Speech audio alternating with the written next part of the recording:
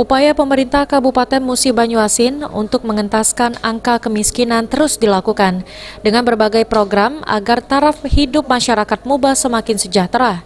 Salah satunya dengan diwajibkannya seluruh perusahaan, baik itu perkebunan maupun pertambangan yang beroperasi di Kabupaten Muba wajib merekrut tenaga kerja lokal di setiap bidang pekerjaan. Bahkan saat ini, pemerintah Musi Banyuasin telah membuat peraturan daerah yang mewajibkan perusahaan yang beroperasi di Muba untuk memprioritaskan tenaga kerja lokal agar tingkat pengangguran dan kemiskinan di wilayah Bumi Serasan Sekate itu dapat berkurang.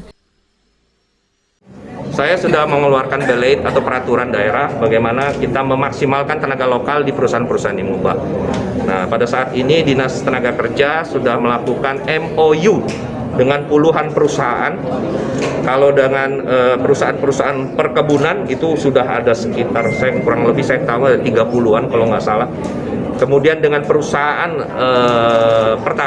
pertambangan atau migas, kami sudah mendapatkan MOU ataupun persetujuan dari SKK Migas untuk menghubungi dan atau untuk mengkoordinir perusahaan-perusahaan migas tersebut. Dan salah satunya yang sekarang sedang perekrutan tentu dengan mekanisme yang sangat baik adalah di Pertamina Ramba.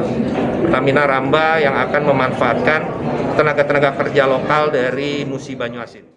Dinas Ketenagakerjaan Kabupaten Musi Banyuasin sudah melakukan MOU dengan sejumlah perusahaan untuk menindaklanjuti peraturan daerah tersebut. Dan saat ini salah satu perusahaan pertambangan di Musi Banyuasin sudah melakukan perekrutan tenaga kerja lokal melalui Dinas Ketenagakerjaan Kabupaten Musi Banyuasin.